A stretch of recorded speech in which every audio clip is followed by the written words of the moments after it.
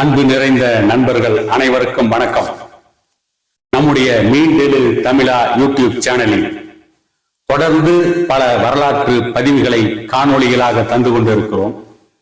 அந்த வரலாற்றை பார்த்துவிட்டு அருமை நண்பர்கள் பலர் என்னை தொலைபேசியில் அழைத்து உங்களுடைய வரலாற்று பதிவின் மூலம் பல வரலாறுகளை தெரிந்து கொள்கிறோம், ஆகவே தொடர்ந்து இன்னும் பல வரலாறுகளை நீங்கள் பதிவேற்றம் செய்ய வேண்டும் என்று அவர்களுடைய விருப்பத்தை தெரிவித்தார்கள்.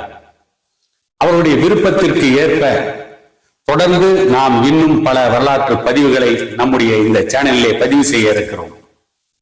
ஏற்கனவே நான் படித்த பல வரலாற்று சம்பவங்கள், பல வரலாற்று நிகழ்வுகள், அதோடு மேலும் இன்னும் பல வரலாற்றை தெரிந்து கொண்டு தொடர்ந்து நம்முடைய யூடியூப் சேனலில் சிறப்பாக வரலாறுகளை பதிவு செய்வோம் என்ற பெருமிதத்தோடு கூறிக்கொண்டு இன்றைக்கு ராஜபுத்திர வீரர்களை பற்றி, அவர்கள் நடத்திய போர்க்களங்களை பற்றி, அந்த போர்க்களங்களிலே ராஜபுத்திர பெண்கள் எப்படியெல்லாம் மடிந்தார்கள் என்பதை பற்றியும் இந்த காணொளியை காண்போம்.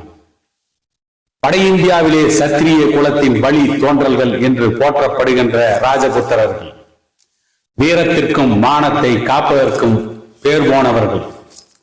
மரணமே வரினும் மானம் காத்த மா வீரர்கள் நிறைய பேர் தோன்றிய ராஜபுத்திர வம்சம். அந்த ராஜபுத்திர வம்சம் வெள்ளையர்கள் இந்தியாவிற்கு வருவதற்கு முன்பு, முகலாயர்கள் வருவதற்கு முன்பு இந்தியாவை வீரத்தோடு ஆண்டவர்கள் என்கின்ற அந்த செய்தி ஒரு பக்கம் இருந்தாலும் கூட, அந்த ராஜபுத்திர வீரர்கள் போர் என்று வந்துவிட்டால், போர்க்களத்திலே வாள் எடுத்து விட்டால் ஒன்று வெற்றி, இல்லையேல் வீர மரணம் என்று வீர மரணத்தை தழுவியவர்கள் வெற்றியை குவித்தவர்கள்.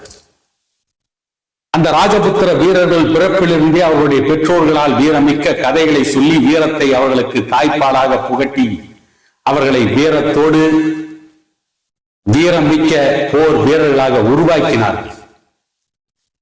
ராஜபுத்திர வீரர்களுக்கு இணையாக பல ராஜபுத்திர பெண்கள் வீராங்கனைகளாக களத்திலே வாள் எடுத்து போரிட்டு இருக்கிறார்கள், போரிட்டு வெற்றிகளை குவித்திருக்கிறார்கள். தோல்வி வரும் என்ற நிலைமை ஏற்பட்டால் அந்த ராஜபுத்திர வீராங்கனைகள் தன் கையிலே இருக்கின்ற வாளையே தன் உடலில் பாய்ச்சி அவர்களே தற்கொலை செய்து கொண்டு மடிந்திருக்கிறார்கள். சொல்ல போனால் ஜப்பான் தேசத்தில் அமெரிக்காவுடைய போர் கப்பலை வீழ்த்துவதற்காக தற்கொலை படை ஒன்று உருவானது. அந்த தற்கொலை படை இரண்டாம் உலகப் போரில் அமெரிக்காவின் போர் கப்பலை எப்படியெல்லாம் சின்னாபின்னமாக்கினார்கள் என்பதை பற்றி பல வரலாறுகள் இருக்கிறது. அதற்கு முன்பே ராஜபுத்திரர்கள் தற்கொலை படையாக மாறிய வரலாறெல்லாம் மன்னர்கள் ஆட்சி காலத்திலேயே இந்தியாவில் இருந்திருக்கிறது. இப்படிப்பட்ட ராஜபுத்திர வீரர்களில் பிரசித்தி பெற்ற ஒரு மன்னனாக மோவார் மன்னன் உதய் சிங் இருந்தான். அவருடைய கட்டுப்பாட்டிலே சித்தூர் கோட்டை இருந்தது அவனுடைய தேசத்திற்குள். அந்த சித்தூர் கோட்டையை வெல்வது ஒவ்வொருடைய லட்சியமாக இருந்தது. இந்தியாவின் பெரும் நிலப்பரப்புகளை வெற்றி கொண்ட முகலாய மன்னன் அக்பர் பல வெற்றிகளை குவித்தவன். அக்பர் அவனுடைய வாழ்நாளில் பெரும் பகுதியை போர்க்களத்திலேதான் கழித்தார் என்று பல வரலாற்று உண்மைகள் இருக்கிறது, வரலாற்று சம்பவங்கள் இருக்கிறது. அக்பர் எவ்வளவோ வெற்றிகளை குவித்திருந்தாலும் சித்தூர் கோட்டை மட்டும் இன்னும் தன்னுடைய வசமாகவில்லை என்ற மனக்குறை அவரிடம் இருந்தது. அதற்கேற்றாற்போல் ஜெய்ப்பூர் மன்னன் மான் சிங்குடைய மகளை அக்பர் மணந்து கொண்டார். அதை பற்றி உதய் சிங் சொல்கின்ற பொழுது, தன்னுடைய மகளை ஒரு முகலாய மன்னனுடைய அந்த புறத்திற்கு அனுப்பிய மான் சிங் எல்லாம் ஒரு ராஜபுத்திர மன்னனா? அவன் ராஜபுத்திர குலத்திற்கே அவமானம் என்று மான் சிங்கை பற்றி உதய் சிங் சொன்னதாக ஒரு செய்தி இருக்கிறது. இப்படிப்பட்ட சூழ்நிலையில் தான் சித்தூர் கோட்டையை கைப்பற்றுவதற்கு அக்பர் பெரும் படையுடன் முற்றுகையிட்டார். பெரும் படையுடன் முற்றுகையிட்டு சித்தூர் கோட்டையை கிட்டத்தட்ட கைப்பற்றக்கூடிய நிலைமை ஏற்பட்டதற்கு பிறகு சித்தூர் கோட்டையில் 7000 வீரர்களை விட்டுவிட்டு உதய் சிங் மட்டும் தன்னுடைய நாட்டை விட்டு வெளியேறி தென்மேற்கு திசையில் இருக்கின்ற ஒரு ஏரியில் ஏற்கனவே ஒரு நகரத்தை அந்த ஏரிக்கு நடுவிலே நிர்மாணித்திருந்தான். அந்த நகரத்திற்கு தப்பி சென்று விட்டான் உதய் சிங் பெரும் வீரர்களோடு. உதய் சிங் நிர்மாணித்த அந்த ஏரிக்கு நடுவிலே இருந்த அந்த நகரம்தான் இன்றைக்கும் உதய் சிங் பெயரால் உதயபூர் என்று அழைக்கப்படுகிறது.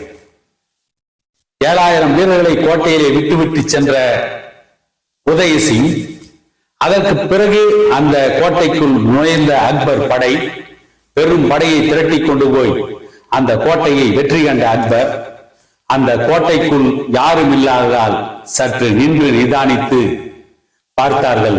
பெரும்பாலும் ராஜபுத்திர வீரர்கள் தோல்வி என்று வருகின்ற பொழுது கோவில்களுக்குள் பதுங்கி நின்று திரும்பவும் தாக்குவார்கள் என்ற செய்தி அக்பருக்கு தெரிந்தது. அதை அக்பரிடம் சொல்கின்ற பொழுது அக்பருடைய கண்களில் கோபம் கொப்பளித்தது. அக்பருடைய பார்வையை பார்த்து முகலாய வீரர்கள் கோவிலுக்குள் நுழைந்தார்கள். கோவிலிலிருந்து ஆயிரக்கணக்கான ராஜபுத்திர வீரர்கள் வாளோடும் வேலோடும் வந்து போரிட்ட பொழுது அவர்களை ஈவிரக்கம் இல்லாமல் கொன்று குவித்தார்கள். அப்படி கொன்று குவிக்கப்பட்டவர்கள் மட்டும் 10,000 பேர் இருக்கும் என்று ஒரு குறிப்பு சொல்கிறது. பெரும்பாலும் அக்பர் போர்க்களத்திலே வெற்றியை குவிக்கின்ற பொழுது வெற்றி வந்த பிறகு எதிரி நாட்டு வீரர்களை இந்த அளவுக்கு துவாம்சம் செய்ததாக வரலாறு இல்லை. இந்த சித்தூர் கோட்டையில் தான் இவ்வளவு மோசமாக மிகவும் கொடூரமாக அக்பர் நடந்து கொண்டார் என்று வரலாறு குறிப்பிடுகிறது. அதற்கு இன்னொரு காரணம் இருக்கலாம். சித்தூர் கோட்டை நம்முடைய கையை விட்டு போய்விடக் கூடாது. வெற்றி பெற்றதற்கு பிறகு இந்த கோட்டை நம்மை விட்டு போனால் அது மிகப்பெரிய அவமானம் என்று எண்ணி இருப்பார். ஆகவேதான் ராஜபுத்திர வீரர்களை கொன்று குவித்தார் என்று சொல்லப்படுகிறது. அதற்கு பிறகு அந்த ஏரிக்கு நடுவே அமைந்த அந்த உதயபூர் என்கின்ற நகரத்திலே வாழ்ந்து கொண்டிருந்த உதயசிங் மரணமடைந்தார்.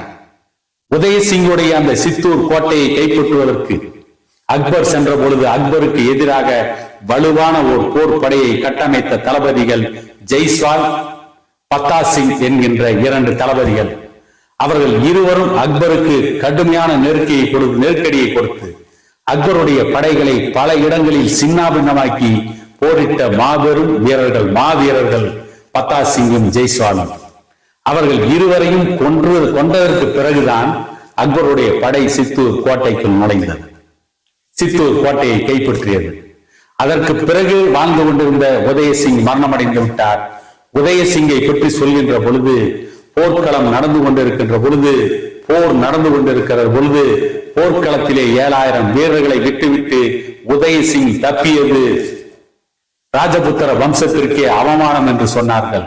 ஆனால் அதை பற்றி குறிப்பிடுகின்ற சில வரலாற்று ஆசிரியர்கள் போரிலே தோல்வி உறுதி என்று வருகின்ற பொழுது ஒரு படையை விட்டுவிட்டு மீண்டும் படையை கட்டமைப்பதற்காக அதிலிருந்து தப்பிச் சென்று மீண்டும் படையை கட்டமைத்து நாட்டை வெல்வது என்பது ஒரு ராஜதந்திர நடைமுறை.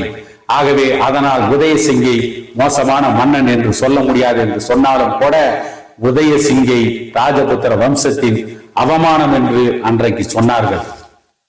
ஆனால் உதயசிங் சாகின்ற தருவாயில் தன்னுடைய மகன் ராணா பிரதாப் சிங் பிற்காலத்தில் மாவீரனானவன் இந்திய அந்த ராஜபுத்திர வம்ச வரலாற்றில் இன்றைக்கும் ராணா பிரதாப் சிங்கை பற்றி போற்றிக் கொண்டே இருக்கிறார்கள்.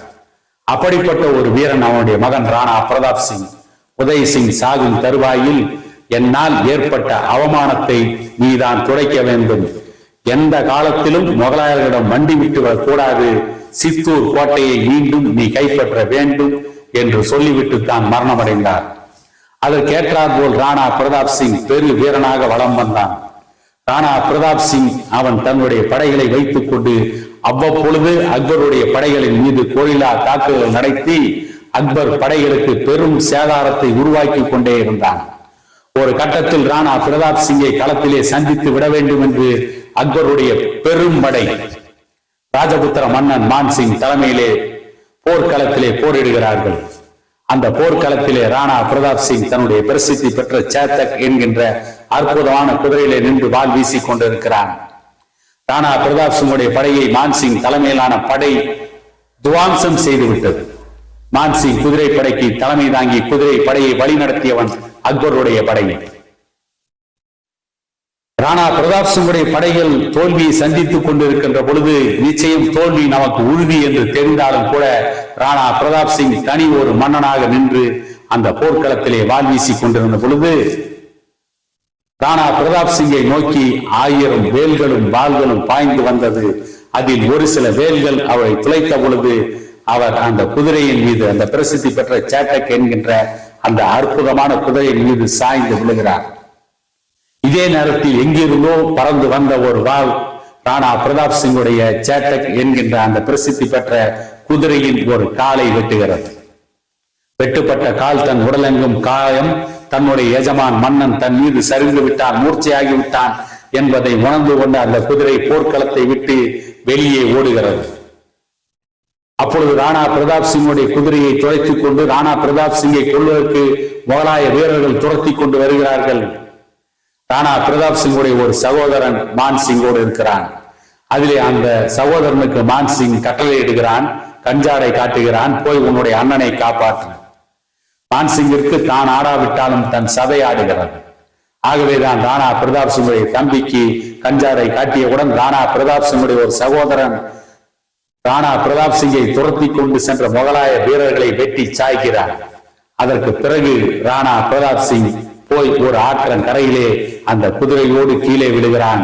அந்த குதிரை தன்னுடைய இறுதி மூச்சோடு சுவாசித்துக் கொண்டிருக்கிறது. தன்னுடைய இறுதி மூச்சை இன்னும் சில நிமிடங்களில் நிறுத்திவிடும் என்கின்ற சூழ்நிலையில் சமர்க்களங்களிலே சாயாத அந்த மாவீரன், சமர்க்களங்களிலே கலங்காத வீரன், தோல்விகள் தொடர்ந்து வந்த பொழுதும் மடியிலேயே கூட மரணம் துள்ளலாம் என்ற நிலை ஏற்பட்ட பொழுதும் கலங்காத அந்த மாவீரன் ராணா பிரதாப் சிங் சேட்டக் என்கின்ற அந்த அற்புதமான குதிரை மடிந்ததை பார்த்து தான் கலங்கினான்.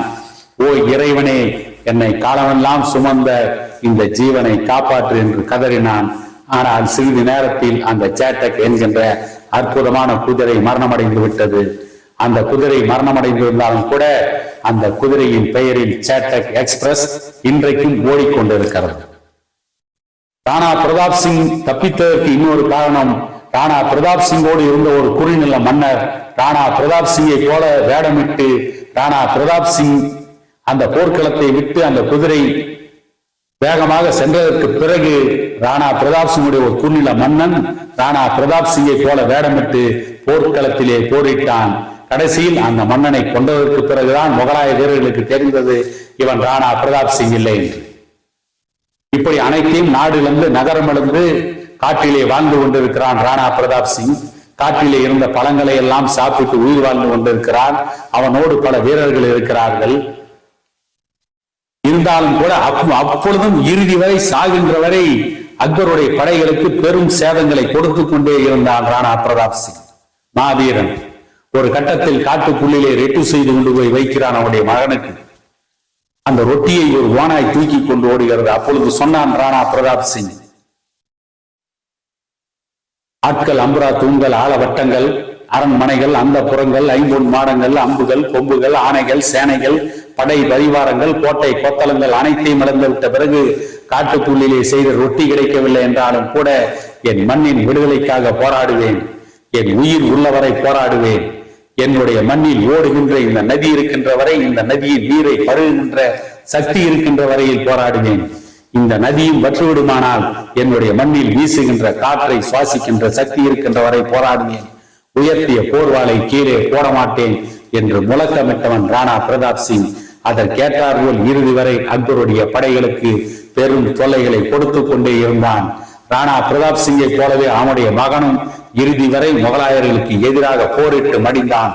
ராணா பிரதாப் சிங் மரணத்தின் விளிம்பில் இருக்கின்ற பொழுது கூட தன்னுடைய வீரர்களை அழைத்து, எந்த காலத்திலும் முகலாயர்களிடம் மண்டியிட்டு விடாதீர்கள், முகலாயர்களிடம் சரணடைந்து விடாதீர்கள் என்று சத்தியம் வாங்கி கொண்டுதான் இறந்தான்.